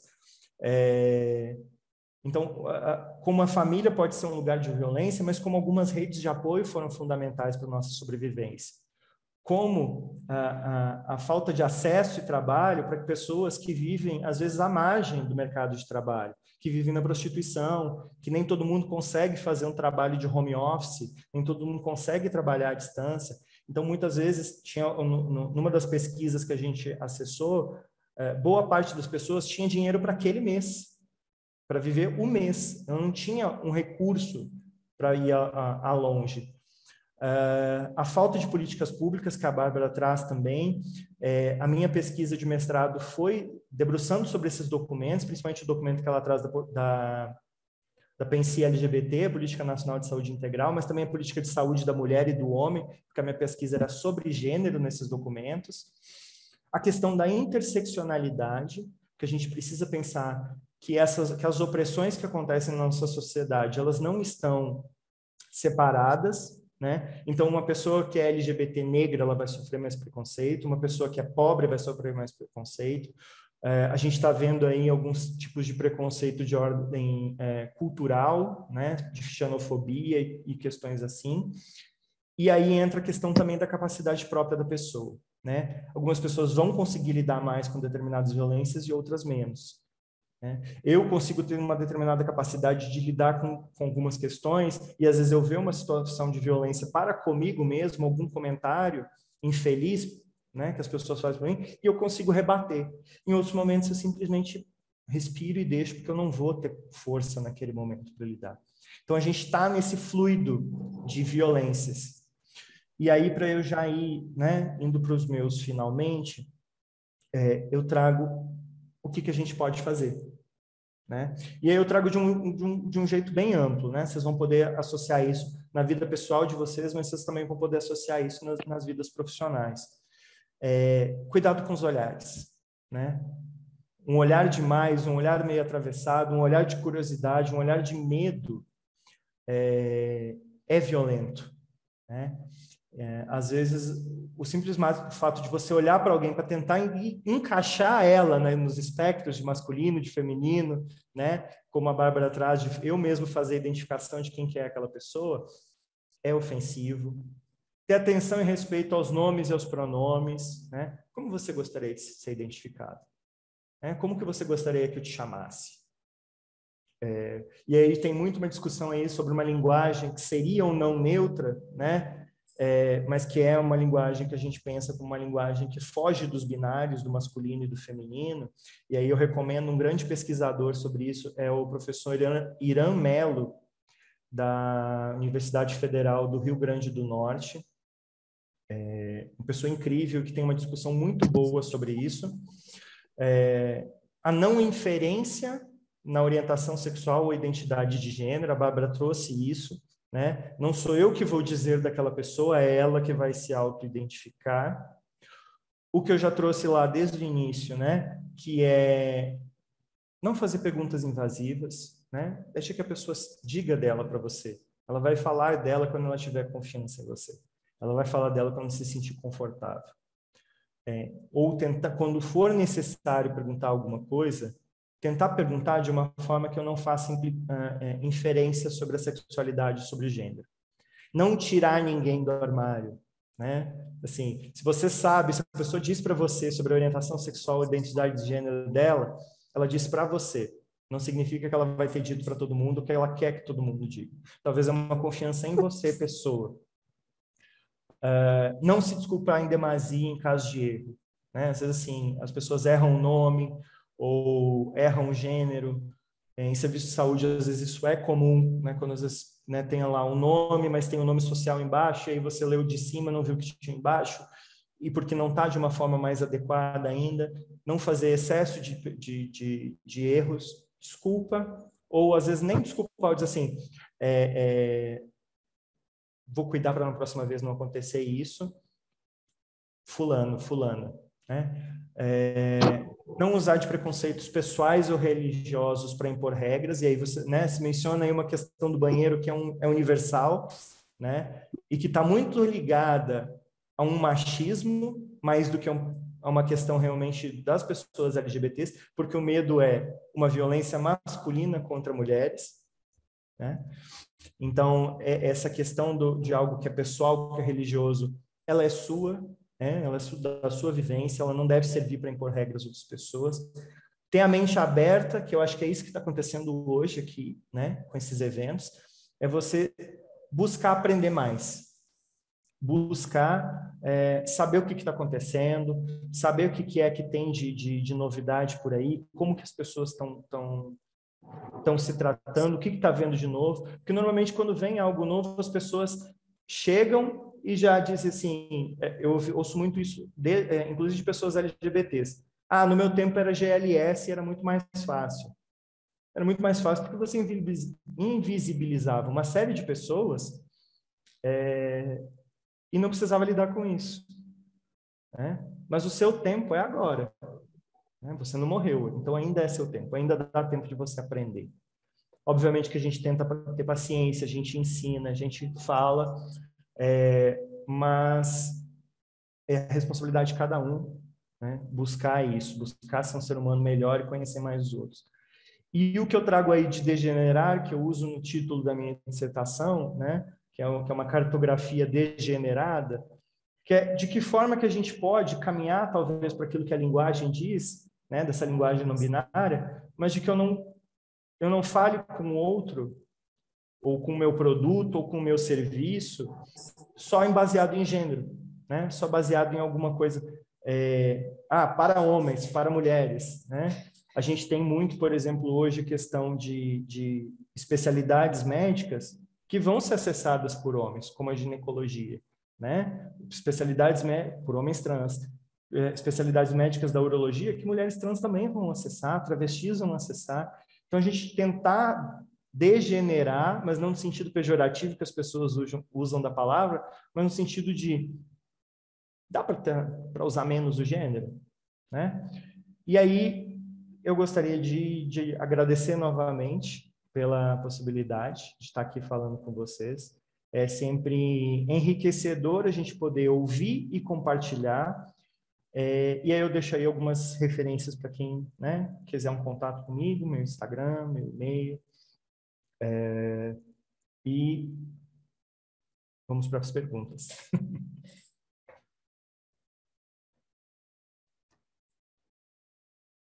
Muito obrigada, viu, Rodrigo? Foi ótimo. A gente foi muito rico, né? Eu achei que foi uma conversa muito complementar e faz parte do nosso raciocínio profissional a saúde mental. Então, independente se estamos no campo da saúde mental, se a gente está na reabilitação física, independente de onde a gente esteja na saúde, a saúde mental tem que estar no nosso raciocínio profissional e também tem que estar, como a Bárbara, como o Rodrigo disse, né? Às vezes a gente pressupõe ocupações, papéis, né? Por meio do gênero. Então, isso tem que estar no nosso... A gente tem que estar se atualizando para a gente poder estar atento também a esse tipo de violência, né? Então, eu não cheguei a ver o chat, né? Não sei se a gente teve alguma pergunta aqui, mas eu vou ler as colocações, tá? Então, o Estado nos marginaliza desde a colonização e não se responsabiliza com a nossa inserção no mercado de trabalho ou na educação, e muito menos com a qualidade dessa inserção e permanência. Ser LGBT é já ter a aprender e andar correndo. Cometa esse erro, né? A Edilene colocou aqui embaixo. Cometa esse erro e o sistema de saúde pública não está adequado para receber o nome social em primeiro lugar, para que possamos errar menos. E no sistema de consulta especializada não existe o espaço do nome social e temos que colocá-lo no espaço onde escrevemos outras coisas, como endereço, telefone ou especificidades. Acho que essas foram as duas últimas, na verdade. A repetição nos faz entender de uma forma melhor e mais fácil de lidar. É como reler um livro e ter uma nova opinião de uma mesma coisa. Eu, com a minha identidade e meu CPF, penso assim, sou muito grato por essas palestras. Alguns elogios. E aí eu queria deixar em aberto, né? Se alguém está disposto a conversar aqui com a gente, abrir o microfone, é uma roda de conversa, a proposta é essa, e até mesmo para a Bárbara poder complementar, né?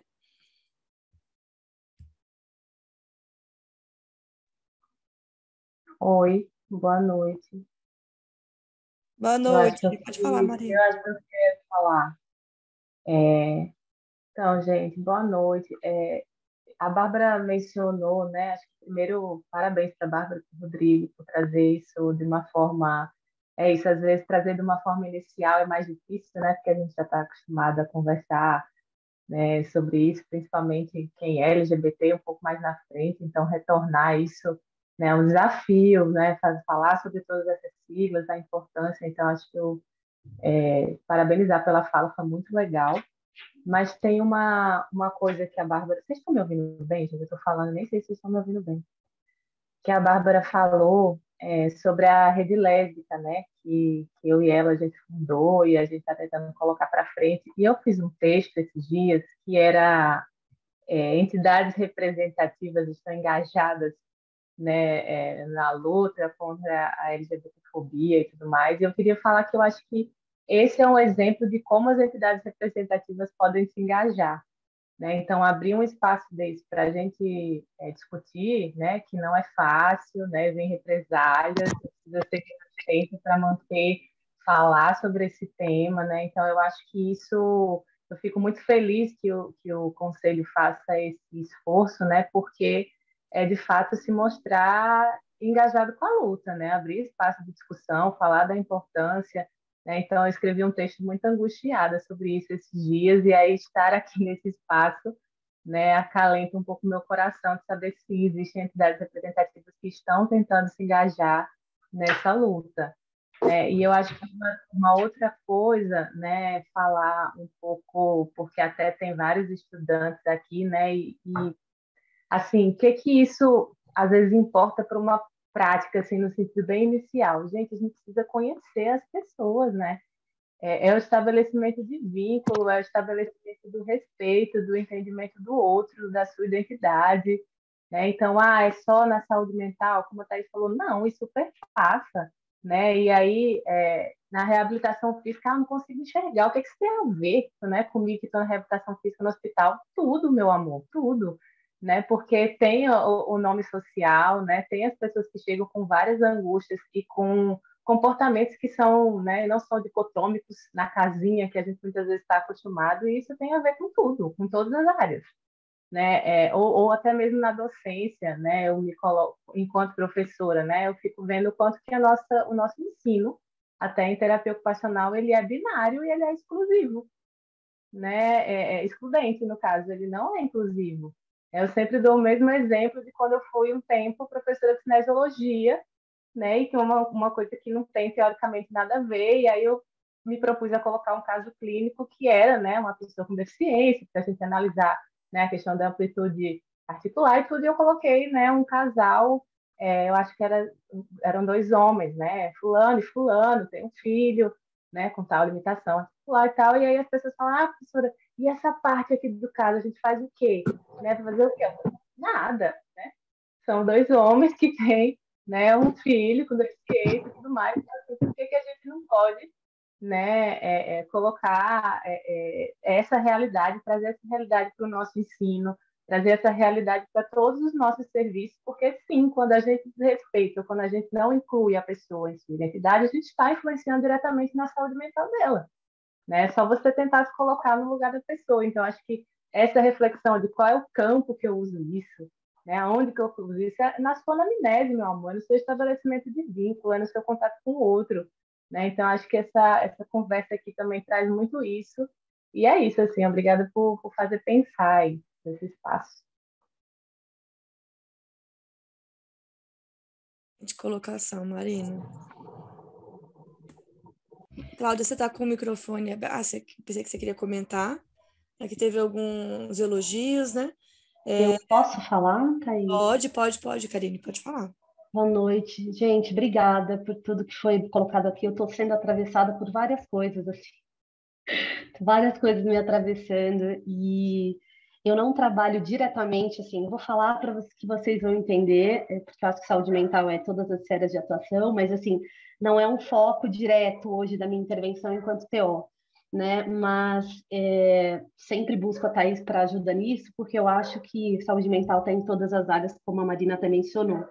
E algo que me deixou assim bastante aflitiva ouvindo vocês me falarem é que na minha prática com crianças eu noto uma dificuldade muito grande enquanto TO e assim, tentando sempre me desconstruir, tomando muito na cabeça, meus amigos me chacoalhando, tentar abrir essa cabeça para acolher a pessoa que chega, independente de qualquer coisa. Mas eu ainda sou atravessada pelos discursos tanto das famílias em tentar consertar as crianças, e também por colegas da área, seja TO ou parceiros, né, da equipe multi, colocando isso acima até do diagnóstico clínico. Não que o diagnóstico seja a carta de entrada, porque teria que ser só as dificuldades ou as limitações, mas isso perpassa como se fosse um problema maior do que a dificuldade que a criança que chega está apresentando. E aí a discussão clínica passa a ser isso. E ninguém acolhe, nem a família, nem as crianças, e, na verdade, tenta consertar. E aí, vocês me trazendo todas essas reflexões, me coloca, assim, essa angústia do quanto que a gente, talvez esteja disposto a aprender, precisa trazer isso para todas as esferas. Reunião de equipe, essa semana vai ser discussão sobre o quê? Sobre isso. Porque essas crianças estão sendo veladas de ser quem elas são desde a base. E aí, vocês falando sobre todo esse processo de saúde mental, até dos adultos, ou de conseguir elaborar, eu fico pensando nas minhas, né, nas minhas práticas, são crianças que não têm essa construção, e dentro da clínica, que deveria talvez ter algum para dar esse suporte, a gente talvez não esteja conseguindo acessar, sabe? Então, se vocês puderem indicar, assim, para eu mergulhar mesmo, para buscar ajuda, além do contato de vocês que eu já anotei, por onde a gente começa, assim, além de olhar para essas crianças, identificar, que eu acho que é importante, né?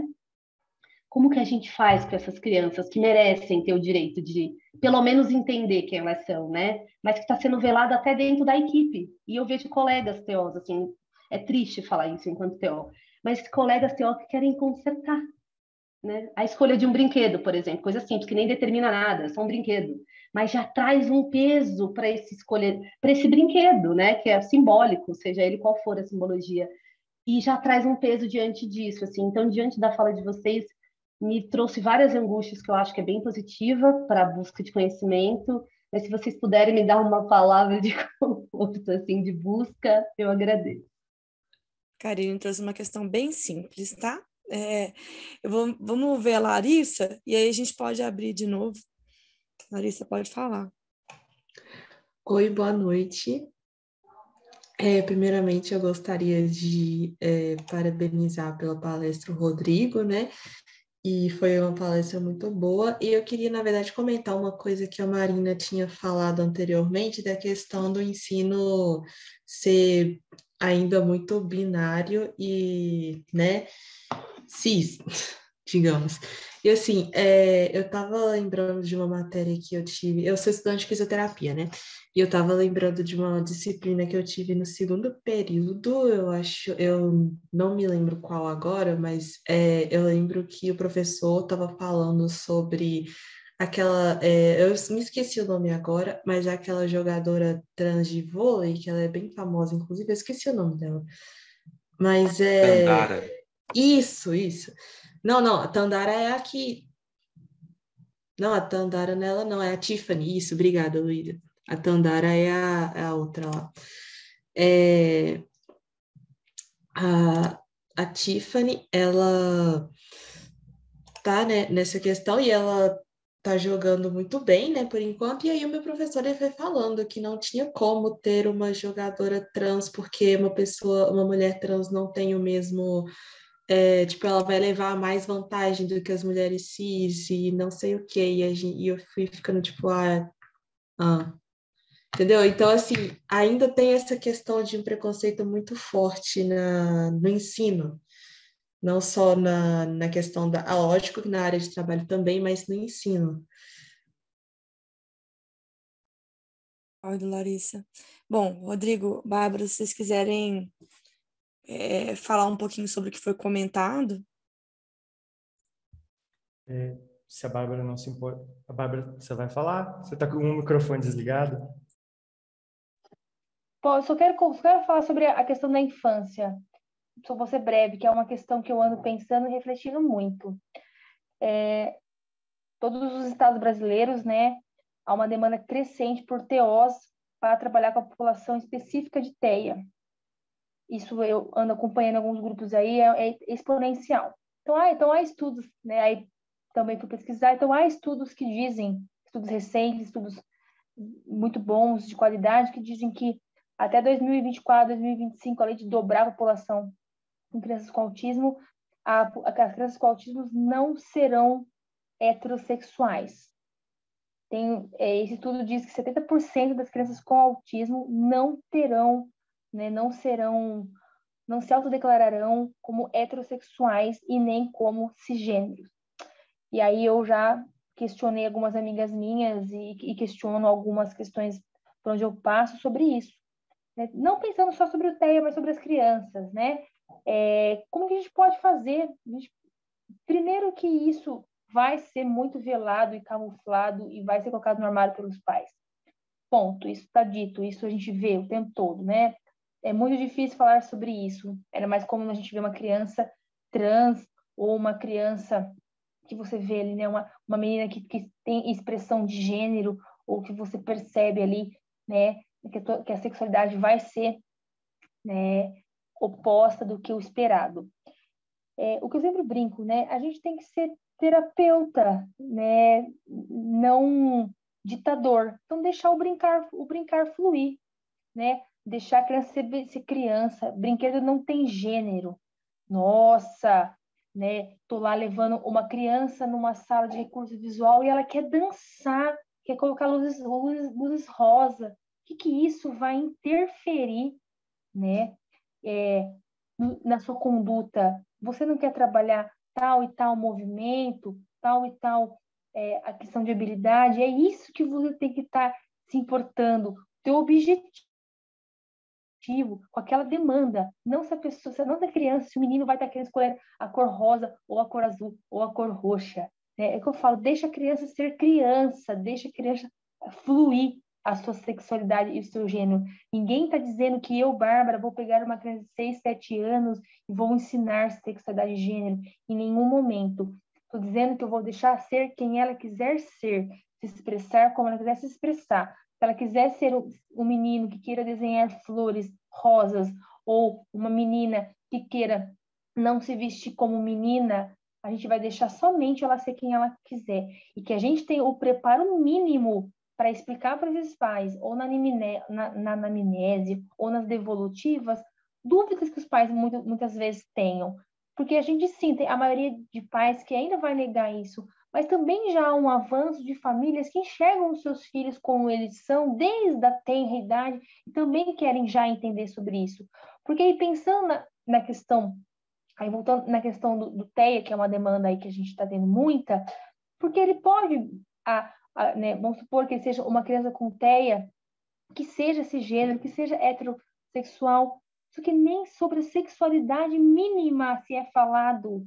As crianças com TEA, os adolescentes com TEA, os adultos com TEA, as pessoas dizem, eu estou afirmando porque eu já ouvi, experiência minha, que não tem sexualidade, que não tem desejo, que não tem vontade. Então, eu acho que tem muitas coisas anteriores. E primeiro, eu pensar que as pessoas com deficiência, as crianças, vão crescer e vão ter desejos, vontades, né? Então, são várias reflexões que eu falo sempre. Não cabe à terapia ocupacional, né? Cabe a nós, da área da saúde, pensarmos que é um sujeito com desejos, vontades, expressões. E aí a gente vem estudando, vem permeando outras áreas, porque existem, né? Existem crianças trans.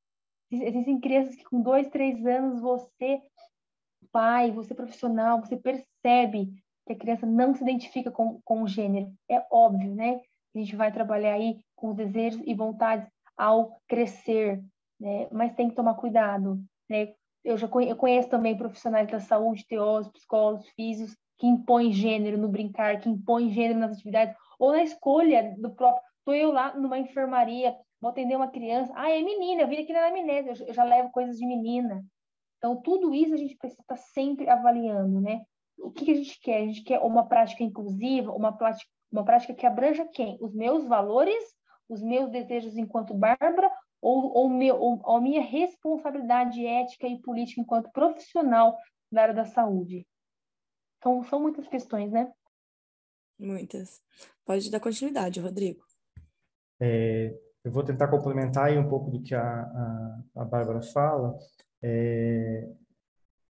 Falando, né, eu concordo com tudo que ela diz, né? Eu acho que, Karine, a primeira coisa que você pode fazer é criar você esse espaço de segurança para essa criança, para que ela possa manifestar, né, ou esse adolescente, para que a pessoa possa se manifestar como ela é, como ela quer ser, né? Corroboro o que a Bárbara fala, né, sobre essa questão de tentar corrigir, tentar enquadrar, né, de tentar já colocar ali um diagnóstico, né, colocar ali assim, já definir que está errado e que precisa mudar. E aí eu trago um pouco da minha experiência, né, eu costumo brincar, eu escrevi isso até na minha dissertação, né, o que hoje as pessoas chamam de bullying, eu chamava de ensino fundamental, porque foi constantemente, né? As pessoas diziam da minha sexualidade antes mesmo de eu saber o que era ser gay, né? Já me atrelavam ao menininha, ao bichinha, como algo meu, sem eu nem saber o que era. E sim, as crianças e adolescentes hoje, elas já estão com noções que a gente está demorando a construir. Recentemente eu fui chamado para fazer uma oficina, né, com adolescentes de um CRAS de Belo Horizonte, e eu fiz uma brincadeira, né? Eu ia falando pequenas frases que descreviam uma pessoa e eles tinham, né, que falar se era menino ou menina. E aí eu ia falando, gosto de pintar as unhas de vermelho. Eu gosto de pintar as unhas de preto, não lembro qual foi eu usei. Gosto de usar saia. Namora meninos. E as crianças iam dizendo, pode ser os dois, pode ser os dois, pode ser os dois. Né? Então, foi espantoso até para mim, porque eu fiquei imaginando que eu ia estar desconstruindo, mas eles já estão, eles já têm esse diálogo. Né? A gente é que está sofrendo por uma coisa que para eles já vai fluir naturalmente. Né? Então, é disso, né? De talvez a gente tentar ser para essa criança, para esses jovens, o espaço de segurança. Porque às vezes eu não vou conseguir ter na família, não vou conseguir ter nas influências externas de escola, de religião, mas que a gente pode colocar. E quando a Larissa questiona sobre o esporte, eu não tenho muita propriedade para falar sobre isso, mas eu recomendo o professor Leonardo Peçanha, que ele é um homem trans, negro, do Rio de Janeiro, que estuda muito isso, né? Pessoas trans no esporte. Ele tem uma série de publicações e acho que ele é uma das principais referências que a gente tem aqui nesses estudos. Tá? Obrigada, Rodrigo. Isaac, está com a mão levantada? Boa noite, pessoal. A minha fala é mais uma fala de agradecimento, na verdade. Eu sou estudante ainda de TO e aqui na UFMG a gente tem a possibilidade de fazer uma formação transversal, né?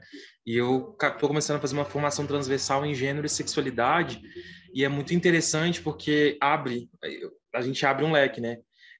Enquanto estava todo mundo conversando, eu fiquei pensando muito na fala da Marina Batista, que ela disse que ainda assim a nossa formação, né? Eu ainda tenho aula de biológica, então de patologia e de fisiologia dessas coisas, é tudo pensado num mundo muito binário, né? Não se abre para as demandas do ser humano que pode ser queer e que pode ser trans. E eu fico pensando também que eu falar enquanto TO, assim, enquanto futuro TO, mas quem já for profissional pode me acalentar. Como que atende a demanda desse cliente, desse paciente mesmo? Porque a sociedade vai esperar dele um papel ocupacional X, mas ele não quer representar aquilo, né?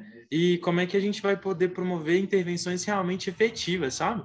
Porque eu fico pensando que aí assim, é tão potente, sabe, uma intervenção, e será que a gente realmente aproveita da potência que a gente pode ter naquele momento da clínica para poder passar realmente para a pessoa aquilo?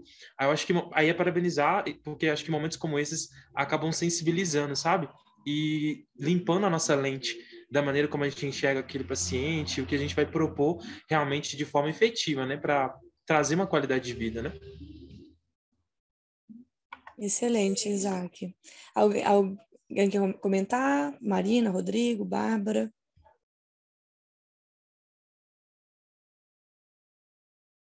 Todo mundo tranquilo? O etarismo, né, apareceu ali, né, a própria construção dos papéis, das ocupações, do brincar.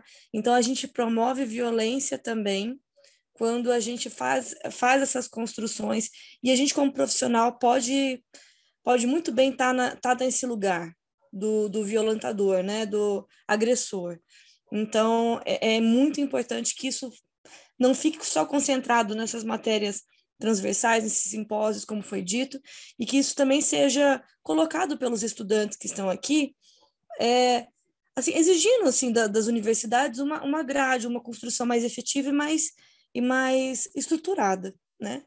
Então, assim, a gente está aqui nos minutinhos finais, vou dar ainda abertura aqui para quem quiser complementar.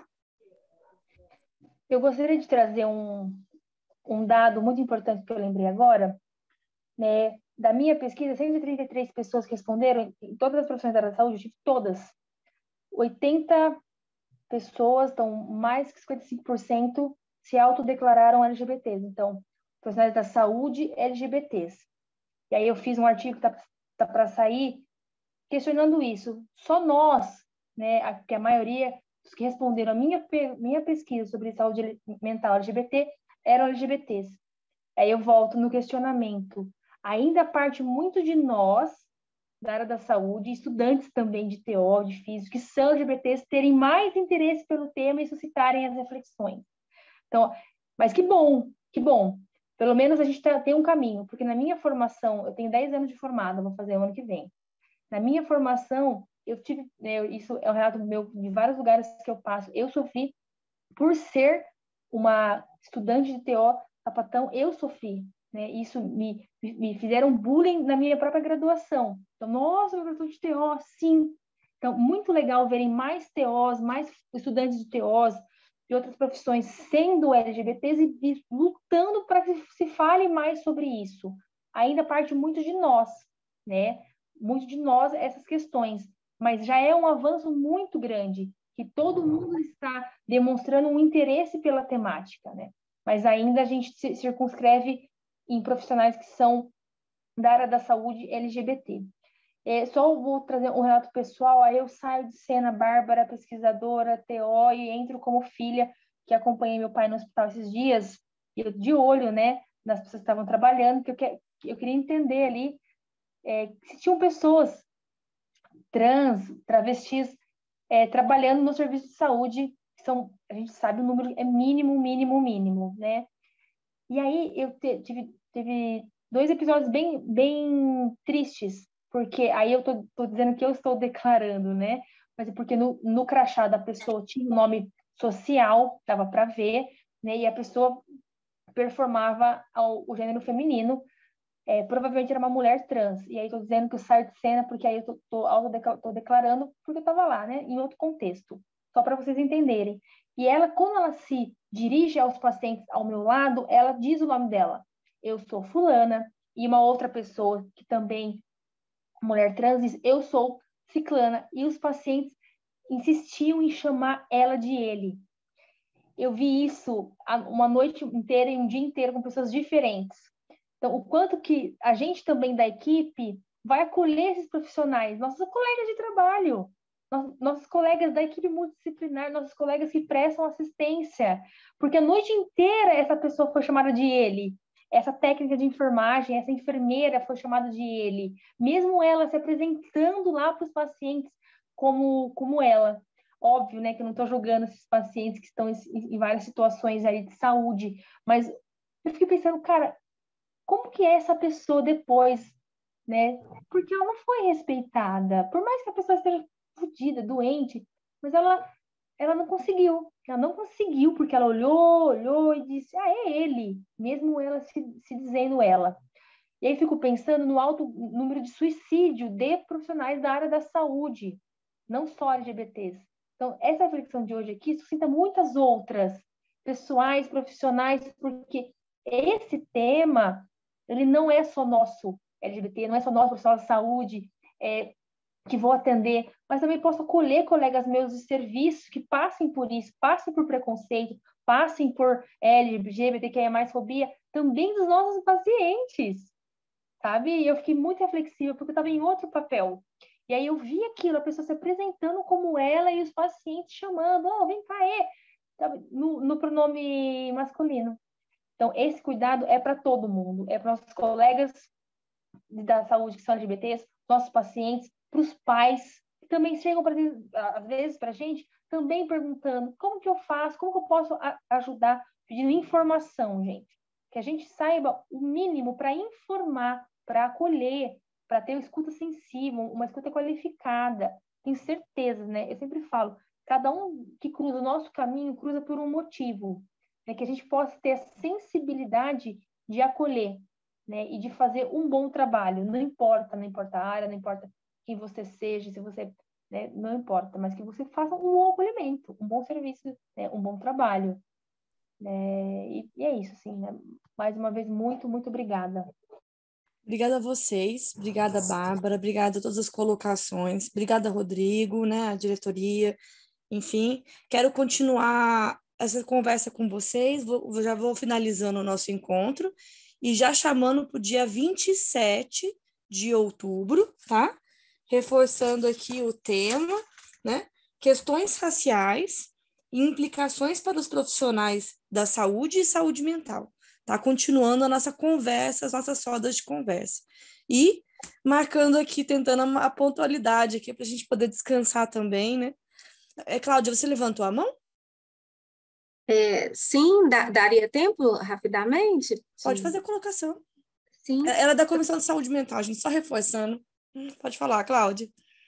Gente, eu queria agradecer o aprendizado, né, de hoje e principalmente a Bárbara e a Rodrigo. Achei que foi maravilhoso e que nos ajuda muito. E fazer uma pequena pontuação com essa questão da criança, dessas questões de gênero e da violência, né, que muitas vezes as crianças também sofrem, né, nos serviços de saúde. Enquanto essa violência e nessa questão do gênero como mais uma daquelas que querem sempre consertar, né? Consertar as crianças ou algo que ali está com defeito, né? Como se nosso papel fosse esse. Então, eu acho que é muito importante a gente estar sempre atento a isso, né? E aí vem todas as questões aí, né? Até dos autistas, que acho que foi Bárbara que citou, assim, que eu acho que a gente deve ir sempre com muita cautela, porque quem diz disso é sempre o sujeito, né, em questão. Não é a gente que vai dizer para ele, né? E nessa oportunidade, né, de acompanhar, por exemplo, como eu acompanhei ao longo da vida crianças e jovens autistas também, a gente vai vendo que eles vão construindo isso aos poucos, isso não está pronto, não, né? E acho que é muito cedo também para a gente dizer que vai ser assim ou assado, né? São sujeitos aí que estão nos ensinando e a gente também vai aprendendo muito como é que vai ser para cada um, né? Então, acho que esses cuidados para a gente, enquanto profissional de saúde, escutar cada um e na sua construção, na sua liberdade, né? Mas é isso, eu quero agradecer, foi muito, muito bom, muito importante para mim hoje, gente. Obrigada. Isso, gente. Muito obrigada, viu? Uma boa noite para todo mundo aqui. E a gente está à disposição, inclusive, nos e-mails, né, para sugestões de temas, para uma construção coletiva e caminhando junto com todos os profissionais aí, tá? Muito obrigada, gente. Tchau, tchau. Obrigado, tchau.